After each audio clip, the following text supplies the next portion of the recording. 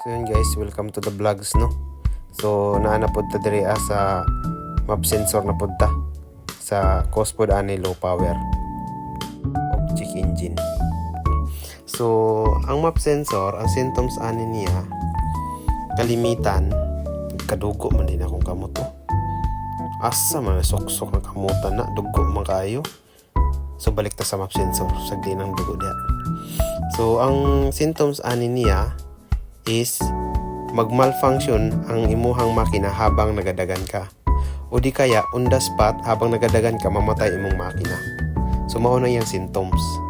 Tapos ang iyahang reading sa iyahang check engine, unya na siya mo check engine pag mamatay na imong makina, pag i-on nimo balik ang ignition.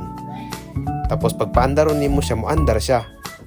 Tapos pagkataod-taod na pod, mudagan ka pila kilometro, mamatay na pod siya. Mao nang symptoms sa ato ang map sensor. Okay? Or airflow sensor. So pag ingana, pasabot ana, hugaw ang imuhang map sensor. Pero kung di na kayag hinlo, inyong buhaton ana is palitan na ninyong bago. Okay? So kana, nahinluan na mo na siya. So okay na siya.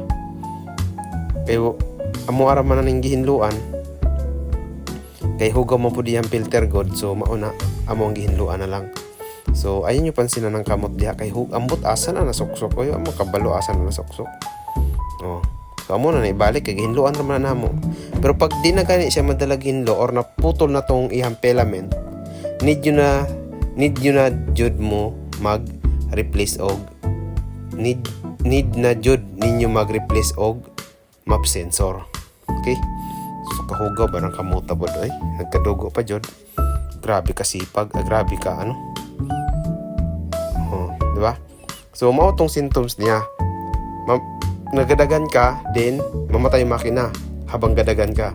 Mao nang symptoms sa iyahang map sensor. Tapos nay uban nga mag malfunction, kumbaga palyado. Magpalya siya, tapos musigan check engine. Mao nang kasagaran. Pero ang diagnose sa uban manggod, spark plug ignition coil. Kung wala kay analyzer, maglisod jud kay diagnose niya. So mao to.